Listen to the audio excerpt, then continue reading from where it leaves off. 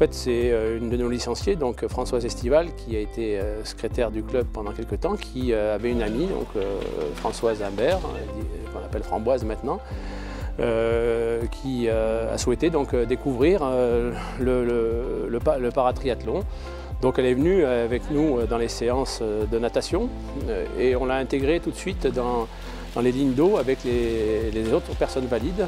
Par contre, elle ne savait pas effectivement pratiquer ni le vélo ni la course à pied, mais là aussi, avec la détermination et la volonté de certains bénévoles, on lui a appris l'équilibre, la coordination, voilà, on lui a appris à courir, etc. Et donc, très vite, elle est devenue quasiment autonome. Là aujourd'hui on a 12 paratriathlètes, hein, donc, et on a effectivement une diversité de handicaps qui n'a pas été choisie puisqu'on a accueilli les personnes en fonction de leur arrivée au club. Et on a donc Framboise qui était la première qui est atteinte d'IMC. On a un tétraplégique, un paraplégique, on a un malmarchand, on a un amputé, on a un sourd, on a un non-voyant. On a un autiste, on a 2 trisomiques, on a un retard intellectuel, on a un cérébro-lésé, donc effectivement c'est assez divers, mais pour nous ça ne change rien, effectivement à la nature donc, des entraînements, à la nature de l'accompagnement.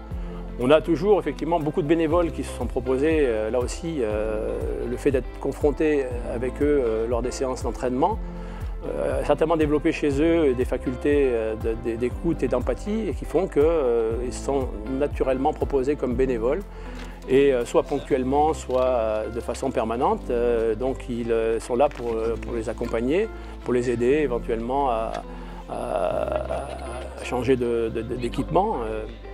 On les considère et ils se considèrent aussi comme des triathlètes à part entière.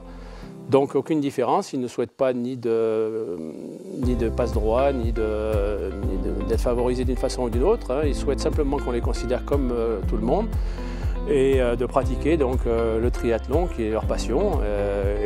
Et donc nous on les intègre effectivement avec les valides et c'est ce qui fait effectivement cette force, la force du club je crois. Ça leur permet une socialisation. Ça leur permet également de se confronter aussi à des objectifs que peuvent avoir les valides. Et en retour, les valides s'enrichissent aussi de ces échanges, deviennent plus humbles effectivement en voyant œuvrer les paratriathlètes. Le comité directeur, l'ensemble du comité directeur quand même a été assez dynamique, assez pushing et je crois que c'est aussi une des recettes effectivement du succès, c'est qu'il faut que l'équipe dirigeante soit partie prenante effectivement dans ce développement. Et de ce fait-là, effectivement, on s'est rapproché du club handisport de Montélimar qui,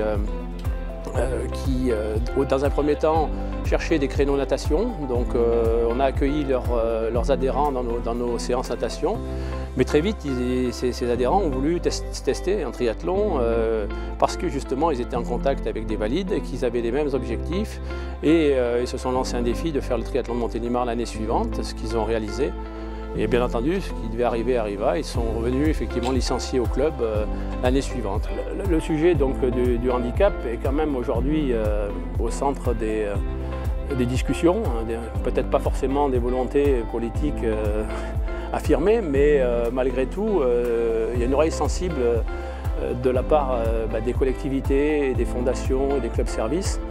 Et tous ont développé donc, des appels à projets qui permettent de répondre à ces demandes-là. Et donc on a fait profiter nous de ces demandes, de ces projets-là pour présenter des demandes. Et on a obtenu, à notre grande surprise aussi, des réponses positives dans beaucoup de sujets. Donc là aussi j'invite les clubs à s'emparer de ce sujet parce que nous avons des aides extérieures pour les financements, nous avons des aides extérieures également pour le matériel. On autofinance totalement donc, nos besoins, les besoins de nos athlètes, nos paratriathlètes et même on utilise une partie du budget paratriathlon pour l'ensemble du club parce que l'ensemble du club œuvre aussi pour.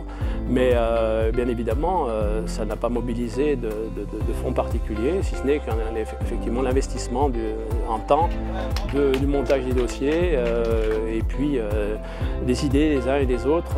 Parce que là, je crois aussi qu'il faut faire confiance au collectif pour avoir des idées novatrices en matière d'accompagnement.